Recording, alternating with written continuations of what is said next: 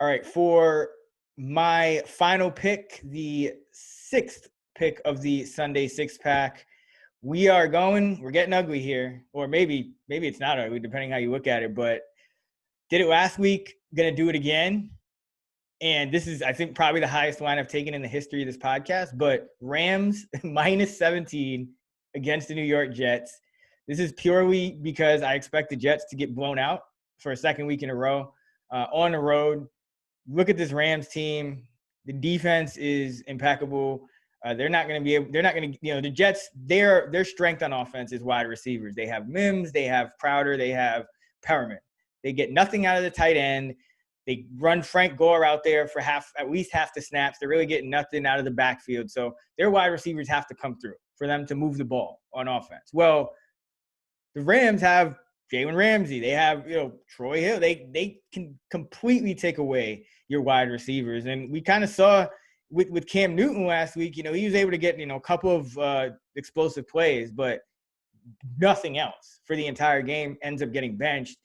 This could be a game where we see some Joe Flacco, because I don't expect the Rams to give up anything. So it's really about them getting to mid-20s in points, which, earlier in the year, they kind of skidded on that against the Giants in one game. But this Jets defense, it hasn't been very good. I mean, they gave up a huge amount of points to Seattle, who is, playing shaky offense, to the point where Seattle was playing their second stringers for the entire fourth quarter. So this is another spot, just Adam Gase's teams. Usually you're betting on the big road dog here, but Adam Gase, as a road dog, anytime he's 5.5 or higher, he's 5-19 against the spread.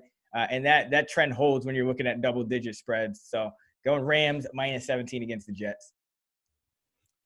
Yeah, I'll play devil's advocate here. I mean, the counterpoints to everything that I'm saying is it's Jets, Adam Gase. I mean, because he tends to be the exception to the rule to all of this, to all of what I'm about to say. But if this is a great buy low, sell high spot in the NFL on the surface. The Rams do have extra prep, but the Rams win by 17 or more.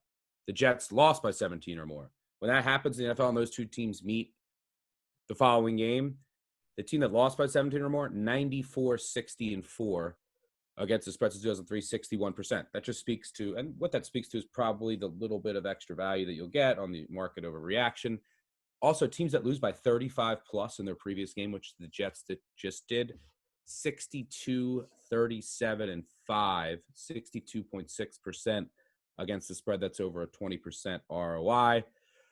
So on the surface, from a spot perspective, from my line, I see a touch of value. I would actually have to contemplate the Jets. I don't know if I would actually pull the trigger, because it would also put my undefeated 1-0 against the spread record betting on the Jets in 2020 if it reached 17.5, 18.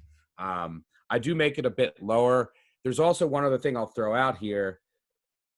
The Rams have the Seahawks next week, basically for the division. So do they come out a little flat early? Does Goff just give you a bad turnover? Do they go ultra vanilla? Do they go ultra conservative with a lead and the Jets get in the back door? I don't know. These are things that I thought about, reason I'm mentioning them. But then I just go back to, I mean, you look at double-digit dogs in the NFL historically have been a good bet over the last 5 years. The Jets have been horrible. Gase has been horrible in these spots.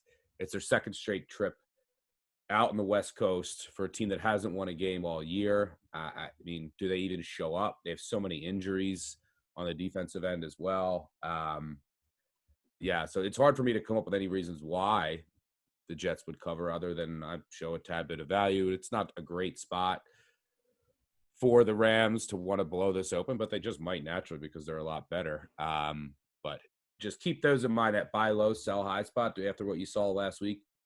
More times than not, if you bet on the team just blindly that lost by 3 touchdowns against the team that won by 3 touchdowns the week prior, you're probably going to win more times than not.